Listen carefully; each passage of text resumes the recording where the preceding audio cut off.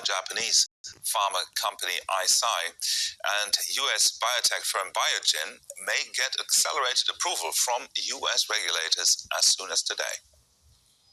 Alzheimer's disease was first diagnosed in a woman named Auguste Deterre over a century ago. It's the most common cause of dementia. In general, it's expected that 2/3 of all cases are due to Alzheimer's disease. But for a number of reasons, cures or even adequate treatments for Alzheimer's have proven stubbornly elusive. It has been a taboo. People didn't talk about it. Second, underfunding. We have 15 to 20 times less funding for this disease area compared to cancer, although we have equal numbers, about 55 million in the world. And third, it's very difficult. This is a brain disorder, and that's the most difficult organ of the body.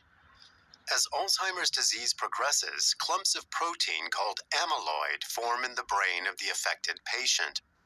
Another protein called tau, which usually stabilizes neurons, instead begins to form tangles like those here in blue.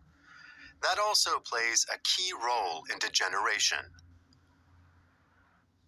There is a picture, a metaphor for that. So the amyloid pathology is the trigger that of the gun, but finally the bullet that kills is certainly tau pathology.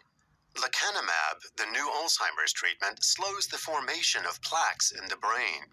It's an artificially produced antibody that works by binding to amyloid. The medication has broken new ground in the field. This is a big success, and this is the first. This is the first trial with a proven result in a phase 3 clinical trial. I think the science is hard there. And so this is opening the door. I would say it's a milestone. It's definitely a very important milestone because it's the first drug that is not acting symptomatically. It's clearly disease modifying in a certain sense that showed in a phase 3 trial positive outcome in all primary and secondary endpoints. Lecanemab only slowed the loss of cognition. It didn't halt it completely. Still, it's a promising step towards potentially stopping or even curing this debilitating neurological condition. Now, Bart Stroper is one of the world's leading Alzheimer researchers and director of the UK Dementia Research Institute. You saw him briefly in our report earlier. Bart, I understand the new medication is not the ultimate cure for Alzheimer's. So what can it do for patients and what can it not do?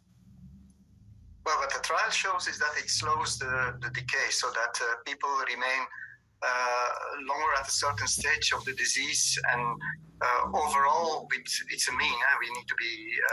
It's a mean over the whole population, but overall, patients gain certainly a few months.